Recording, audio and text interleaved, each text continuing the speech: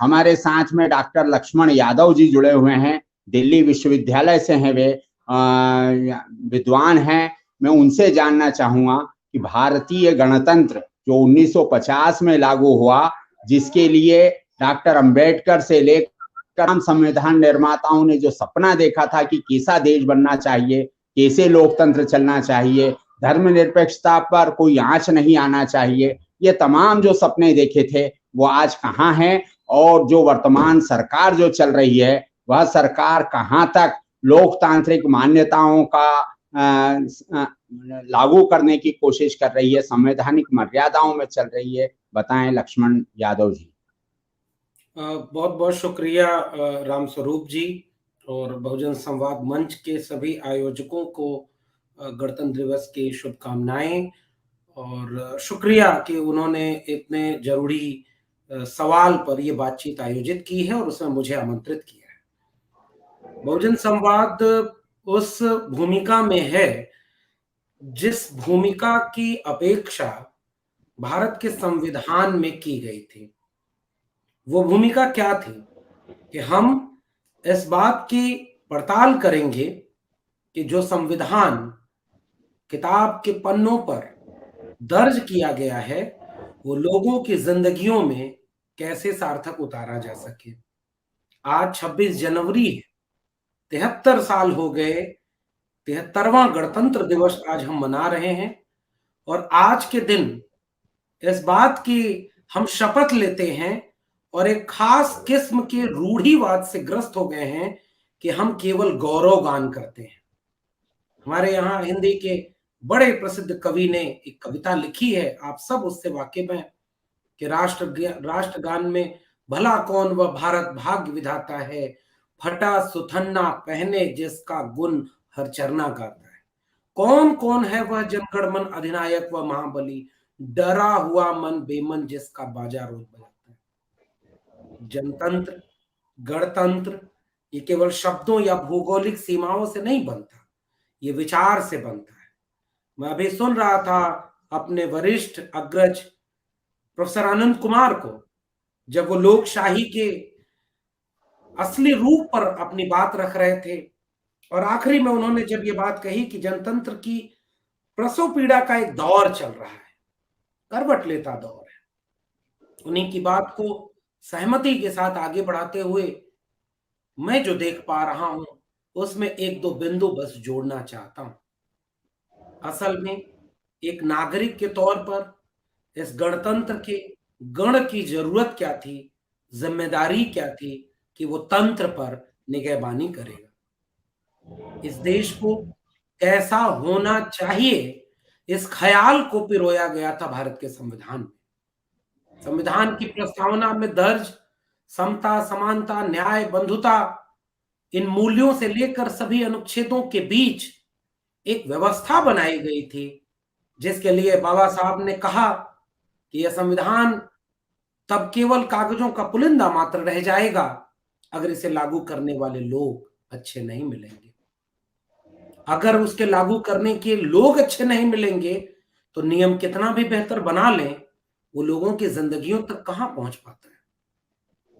Idea of India, Bharat की संकल्पना एक राष्ट्र के रूप में कैसी होगी, उसके दस्तावेज का नाम है भारत का संविधान। इस देश में हजारों साल से उस तबके को जिसे मनुष्य ही नहीं समझा गया, वो शोषित, वंचित रहा, अछूत रहा, उनकी पीढ़ियों के जहन में, उनकी नजर में भी एक आइडिया ऑफ इंडिया था। वो दलित समाज की नजर में जो आइडिया ऑफ इंडिया था, जो आदिवासी तबका जिसकी अगुवाई करते हुए संविधान सभा की बहस में जयपाल सिंह मुंडा ने ललकारते हुए कहा था कि हम सिंधु घाटी सभ्यता के वारिस हैं, हम इस देश के मूल्यवासी हैं, आप हमें लोकतंत्र न सिखाएं, हमसे आपको लोकतंत्र सीखना चाहिए। हम सवाल पूछते हैं कि इस नए बनते हुए राष्ट्र में हम आदिवासियों की जगह कहां है। तो उन आदिवासियों की नजर और जहन में भी एक आइडिया ऑफ इंडिया था। इस देश में जो पर कन्वर्ट होकर के दूसरे धर्म में गए तमाम वे दलित पिछड़े लोग, जो धर्म बदल गया लेकिन जातिगत पेशा और जातिगत सामाजिक अवस्थिति नहीं बदली, वो पसमानदा तबके में गए। सच्चर कमेटी, रंगनाथ मिश्रा कमेटी आजादी के 7 दशक बाद भी कहती रही कि उनकी स्थितियां बहुत खराब हैं। उन पसमानदा तबके के लोगों के बीच भी अब्दुल कयूम अंसारी, आसिम बिहारी जैसे नायकों की अगुवाई में चल रहे आंदोलन के जहन में भी एक आइडिया ऑफ इंडिया था। इस देश में वे कृषक, कामगार जातियां, हस्तशिल्प, कुटीर उद्योग से जुड़ी हुई वे जातियां जिन्हें सामाजिक और शैक्षणिक पिछड़ेपन के आधार पर पिछड़े वर्ग में शामिल किया गया, उनके जहन में भी एक आइडिया ऑफ इंडिया था। और इस देश की आधी आबादी जो हाशिए पर रखी गई एक पितृसत्तात्मक सामंती जातिवादी समाज के तौर पर हमने उन्हें घर में कैद रखा, उस देश की आधी आबादी यानी महिलाओं की आबादी के बीच भी एक आइडिया ऑफ इंडिया था। इन सब आइडिया ऑफ इंडिया को मिला करके एक राष्ट्र बनना था भारत, और उसके बनने के रास्ते को दिखाया भारत के संविधान ने। एक बहुत बड़े एजेंडे और बहुत बड़े मिशन का नाम था भारत का संविधान। और बाबा साहब ने उस समय भी एक बात कही थी कि हम राष्ट्र बनने की प्रक्रिया में हैं। हमने एक व्यक्ति एक वोट का अधिकार तो दे दिया, मगर अगर सामाजिक और आर्थिक गैर बराबरी दूर न हुई तो राजनीतिक बराबरी के कोई मायने नहीं होंगे। आज 73 साल बाद 26 नवंबर 1949 का उनका वह भाषण याद आ रहा है कि हम अंतर विरोधों के दौर में प्रवेश कर रहे हैं। मैं आज अपनी पीढ़ी के लोगों के बीच, अपने आसपास में चल रहे जन आंदोलनों के बीच, हाशिए पर ढकेले गए और लगातार ढकेले जा रहे लोगों के बीच उनकी आंखों में झांक कर जब मैं देखता हूं तो अफसोस होता है कि उनकी पीढ़ियों के जो भीतर आइडिया ऑफ इंडिया था वो कमजोर पड़ता जा रहा है, गण कमजोर होता जा रहा है, तंत्र हावी होता जा रहा है। एक तरफ वो कोविड जैसी महामारी के बीच श्रमिक कानूनों को बना करके उन लोगों को और कमजोर कर दिए जिन्होंने 90 के दशक में स्वीकार की गई नौ उदारवादी नीतियों के बाद अपने हाथ के धंधे खो दिए। उदारवादी नीतियों ने उनके हाथ के पुश्तैनी पेशे छीन लिए उनसे, और मशीनीकरण ने उनको नए रोजगार के अवसर मुहैया नहीं कराए। जिनके हाथ काम के बिना बेरोजगार हो गए, आज उन लोगों को निजी हाथों में सारे पब्लिक सेक्टर को बेच करके स्थिर बेरोजगारी, स्थायी बेरोजगारी की तरफ ढकेला जा रहा है। मुझे वहां राष्ट्र खतरे में नजर आता है। नई शिक्षा नीति के नाम पर उसी कोविड के समय जब पूरे देश में दुनिया कोविड से लड़ रही थी, हम नफरत फैला रहे थे तबलीगी जमात और तमाम नामों के आधार पर, उसी दौर में जब 3 श्रमिक कानून लाए गए और श्रमिकों के संगठन ट्रेड यूनियन बनाने तक के अधिकार को हमेशा के लिए खत्म कर दिया गया। वो ट्रेड यूनियन पहले से इतने कमजोर हो चुके थे कि वो तो अपने लिए लड़ भी ना पाए। उसी समय 3 कृषक कानून लाए गए। किसानों में से कुछ ताकतवर, समझदार, जागरूक किसानों ने उस दूरदृष्टि से पहचान लिया कि अगर ये तीनों कृषक कानून लागू हो गए तो ये फसलें और नस्लें हमारी दोनों बर्बाद हो जाएंगी, दोनों निजी हाथों में बिक जाएंगी। वो अड़ गए, लड़ गए और जीत कर वापस लौटे। फौरी जीत ही सही, मगर उन्होंने अपने को बिकने और बर्बाद होने से रोक लिया। गढ़ का तंत्र जीता। और उसी कोविड के समय तीसरा कानून पेश हुआ था। मैं एक विश्वविद्यालय में पढ़ाते हुए इस बात पर ज्यादा जोर दे करके अपने सुनने वाले सभी लोगों से यह संकेत कर रहा हूं कि राष्ट्र खतरे में कहां है, तो राष्ट्र खतरे में है नई शिक्षा नीति 2020 के पीछे। नई शिक्षा नीति 2020 ने जो क्लॉजेज लाए हैं, जो कि वक्त बहुत ज्यादा नहीं लूंगा इसलिए केवल इशारे में बता रहा हूं, कभी मौका मिले तो तफसील से अपने आने वाले बच्चों के लिए पढ़िए और जानिए कि graded autonomy, board of governors, closing merger, multiple choice, जो ऑप्शन मिल रहे हैं उनको कोऑप्ट करना, लीव करना, क्रेडिट सिस्टम का पाठ्यक्रम बनाना, और इन सब के साथ, इन सब के पीछे जो दिखाया जा रहा है कि हम अपने भारतीय भाषाओं को प्रमोट करेंगे, वैदिक विज्ञान में विज्ञान खोजेंगे, हम लोगों को मजबूत करेंगे, स्किल डेवलपमेंट करेंगे, लेकिन उसके पीछे closure merger, graded autonomy, board of governors और ये सारे प्रावधान इस तरह से लाए गए हैं कि ये सारी उच्च शिक्षा, प्राथमिक शिक्षा अंबानी अडानी जैसे निजीकरण और पूंजीवाद के हाथों बिक गई है और ये लागू हो चुका है। तो मेरा कहना यह है कि राष्ट्र में खतरे में कोई धर्म नहीं है, राष्ट्र में खतरे में कोई जाति इस तरह से नहीं है। हालांकि जातिवाद किस कदर है वो आप देख रहे हैं, हाथरस से लेकर के उन्नाव और तमाम जगहों पर इस देश के वंचित शोषित जमात के साथ क्या भेदभाव हो रहा है वो इस राष्ट्र में सबके सामने है। यानी गरीबी, भुखमरी, बेकारी, बीमारी, ये वे समस्याएं हैं जो जाति देखकर वार नहीं करती, मगर इसके साथ कुछ मानव जनित समस्याएं हैं जो जाति देख करके ही वार करती। कौशल्या वासंती के उपन्यास का शीर्षक उधार लेकर के मैं कहूं तो ये वो तबका है जो दोहरा अभिशाप झेल रहा होता है। इस महिलाएं जो वंचित शोषित जमात की महिलाएं, मजदूर, किसान, जो हाथ शिल्प कुटीर उद्योग वाले लोग, कमजोर लोग, जिनके जहन में एक आइडिया ऑफ इंडिया था, जिनके सपनों का भारत एक बनना था, जिनके सपनों के भारत को 73 साल बाद अगर विश्लेषित करेंगे तो वो यहां खड़ा है जहां अब उसके हाथ में कुछ भी नहीं। बाबा डॉक्टर अंबेडकर, डॉक्टर राम मनोहर लोहिया के सपनों का भारत क्या था? डॉक्टर राम मनोहर लोहिया समाजवादी नेता एक नारा लगाया करते थे, सन सोपा ने बांधी गांठ, पिछड़ा पावे 100 में 60। मेरा सवाल है कि अगर यह भारत लोहिया के सपनों का भारत है तो भारत में कितने ऐसी जगहें हैं जहां 60% उन पिछड़ों को आबादी के अनुपात में प्रतिनिधित्व मिला? 60% ब्यूरोक्रेट, वकील, जज, प्रोफेसर, व्यापारी, उद्योगपति, 60% नौकरियां, 60% जमीन पर मालिकाना हक क्या इस देश में पिछड़े तबके को मिला? उसी नारे को बाबू जगदेव प्रसाद ने आगे बढ़ाकर, रामस्वरूप वर्मा ने आगे बढ़ाकर कहा कि 100 में 90 शोषित हैं, शोषितों ने ललकारा है, धन, धरती और राजपाट में 90 भाग हमारा है।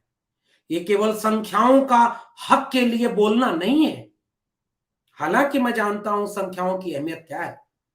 इकबाल ने शेर लिखा कि जमहूरियत एक तर्ज हुकूमत है कि जिसमें बंदों को गिना करते हैं, तौला नहीं करते। अंबानी और अडानी को अगर तौलने लगेंगे तो करोड़ों करोड़ भारतीय एक पल्ले पर रहेंगे और दूसरे पल्ले पर चंद उद्योगपति। 1% लोगों के पास इस देश के 73% लोगों का संसाधन कब्जा है। ऐसे समय में मेरा सवाल है कि वो आइडिया ऑफ इंडिया, क्या हम वहां पहुंचे कि जो 90% शोषित जमात थी, जो सदियों से पीड़ित शोषित थी, उसे शिक्षा नहीं मिली, उसे रोजगार नहीं मिला, उसे आत्मसम्मान नहीं मिला, वो आज कहां है? कबीर, रैदास के सपनों का भारत कहां है? जब कबीर कहते थे, अरे इंदौन राह न पाई, हिंदुन की हिंदुआई देखी, तुर्कन की तुर्काई, जो तो बाबन बाबनी जाया, आन बाट है क्यों नहीं आया, जो तो तुरक तुरक नहीं जाया, भीतर खतना क्यों न कराया, तुम कद बाबन हम कद सूद, हम कद लोहू तुम कद दूध। ये जो सपना था कबीर का वो आज क्या पूरा हो रहा है?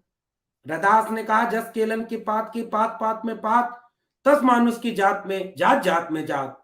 रैदास, मानुष न जुड़े जब तक जात न जात। क्या हमने एनिलेशन ऑफ कास्ट को इस देश का एक नेशनल प्रोजेक्ट बनाया? नहीं बनाया। तो रैदास का, कबीर का, नानक का, पलटू दादू भीखा का, बाबा फरीद और बुल्ले शाह के सपनों का भारत हम नहीं बना पाए। हम गौतम बुद्ध के सपनों का भारत नहीं बना पाए। हम ईवी रामास्वामी नायकर पेरियार, हम ज्योतिबा फूले, सावित्रीबाई फूले, अब्दुल कयूम अंसारी और आसिम बिहारी शाहू जी से लेकर भगत सिंह और सुभाष चंद्र बोस के सपनों का भारत नहीं बना पाए। भगत सिंह एक लेख में लिखते हैं, विद्यार्थी बनाम राजनीति में, कि हम राजनीति इसलिए करो विद्यार्थियों क्योंकि राजनीति का तुम्हारे जीवन पर असर होता है। उसी बात को डॉक्टर लोहिया व्यवस्थित तरीके से कहते हैं कि अगर आप अच्छे लोग राजनीति में नहीं आएंगे तो बुरे लोगों की राजनीति के शिकार होंगे। हम आज कहां पहुंचे? कि मेरा कहना है, मैं ज्यादा समय न लेकर के इशारों में जो मैंने बातें कही हैं, मैं उम्मीद करता हूं कि इस देश के नौजवान जिन्हें यह बरगलाया जा रहा है कि हिंदू धर्म खतरे में है, आपका धर्म खतरे में है, आपका राष्ट्र खतरे में है, मैं उनसे एक अपील कर रहा हूं कि ठहरें, पीछे घूम कर देखें। आपका अतीत खतरे में था, आपका वर्तमान खतरे में है और आपका व आपके बच्चों का भविष्य खतरे में है। उनकी शिक्षा अब उनके हाथ से छीन ली गई। प्राइवेट स्कूलों से लेकर प्राइवेट विश्वविद्यालयों में अब उन्हीं घरों के बच्चे अच्छी तालीम हासिल करेंगे जिनकी जेब में पैसा होगा। यानी आपके पैदा होते ही अब यह तय होने लगेगा कि आपको शिक्षा कैसे मिलेगी, आपको नौकरी कैसे मिलेगी। कर लाखों रुपए दे करके आईएएस आईपीएस से लेकर के आईआईटी एमबीए मेडिकल इंजीनियरिंग हर बड़ी परीक्षाओं की तैयारी तो लाखों रुपए की कोचिंग से होने लगी। आपने शिक्षा व्यवस्था को कहां खड़ा कर दिया। और नई शिक्षा नीति कहती है कि स्कूलों और विश्वविद्यालयों का क्लोजर और मर्जर होगा।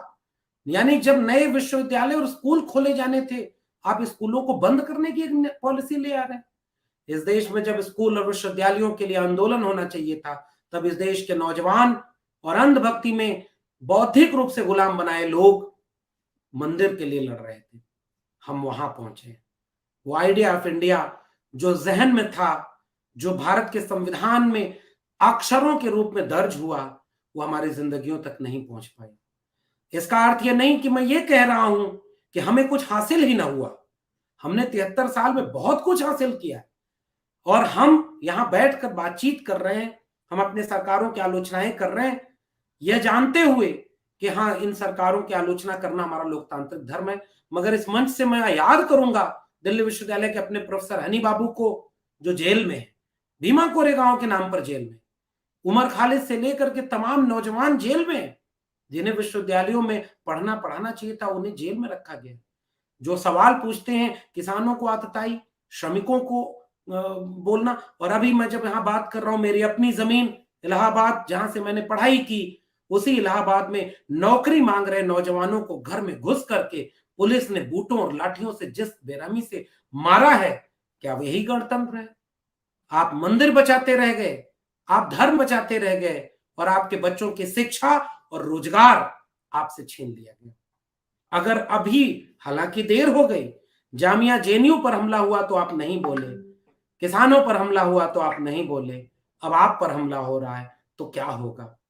मैं बात कह रहा हूं, वीरेंद्र डंगवाल की कविता से अपनी बात को अब खत्म करूंगा। वीरेंद्र डंगवाल हमारे एक बड़े कवि हुए, उन्होंने कहा कि आएंगे उजले दिन जरूर आएंगे। मैं नहीं तसल्ली झूठ मूठ की देता, हर सपने के पीछे सच्चाई होती है, हर दौर कभी तो खत्म हुआ ही करता है, हर मुश्किल कुछ तो राह दिखा ही देती है। अब तक चलकर आए हैं इतने लाख वर्ष, तो आगे भी चल करके ही हम जाएंगे। आएंगे उजले दिन जरूर आएंगे। बहुजन संवाद या ऐसे तमाम फोरम, तमाम बुद्धिजीवी, हमारे अग्रज प्रोफेसर आनंद कुमार जी और इस फोरम पर बैठे तमाम वरिष्ठ लोगों को देख करके, उनसे हौसला लेकर के, मैं भी इस उम्मीद में अपनी बात को खत्म कर रहा हूं कि भारत का संविधान अभी लोगों के जहन तक पहुंचना बाकी है। मुश्किलें बहुत चौतरफा हैं, हम बहुत मुश्किलों में घिरते जा रहे हैं। अगर आज हम अपने वर्तमान को न बचा पाए तो भविष्य में केवल किताब में याद करने को रह जाएगा कि हमारे यहाँ कोई संविधान हुआ करता था, और कमजोर पहले मारे जाएंगे, उसके बाद सबका नंबर आएगा। आपने मुझे आमंत्रित किया, इसके लिए बहुत बहुत धन्यवाद।